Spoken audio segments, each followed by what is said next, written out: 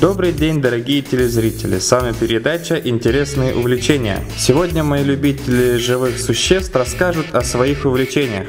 Первый любитель Кирилл Готовцев поведает о своей кошке. У меня есть кот Миша. Он черного цвета. Ему 1 год.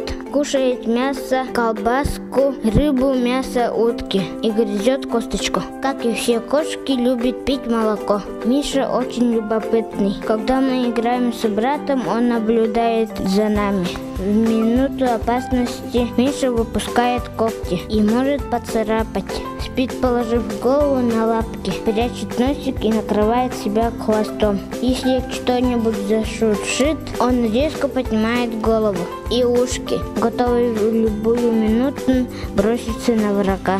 Любимое занятие – игра. Мы его купаем в ванночке. После купания шерсть становится красивой, блестящей и чистой. С вами был Кирилл Готовцев. До свидания.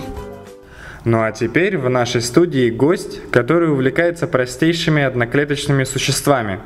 Володя Евсеев. Сегодня я вам расскажу о злом микробе, сокращенный ЗПМ. Он очень любит кушать все. Амеб, личинки разных жуков. Одним словом, все, что лежит на столе. ЗПМ можно рассмотреть только в микроскоп.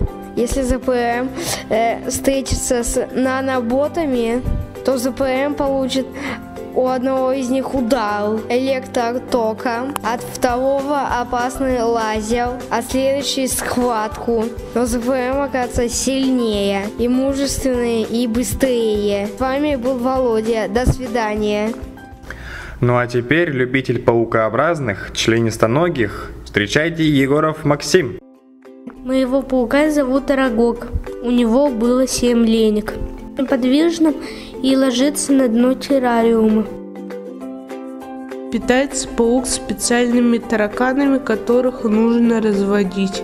Трапеза состоит из 3 пунктов. Первый – это выслеживание добычи. Второй – это засада. Затем паук убивает добычу ядом, впрыскивает пищеварительные соки и образовавшийся раствор выпивает. За несколько часов паук съедает и переваривает добычу. На сегодня все. С вами был ведущий Всезнайкин и передача «Интересные увлечения». Встречаемся в следующем эфире. Смотрите нас, будет интересно.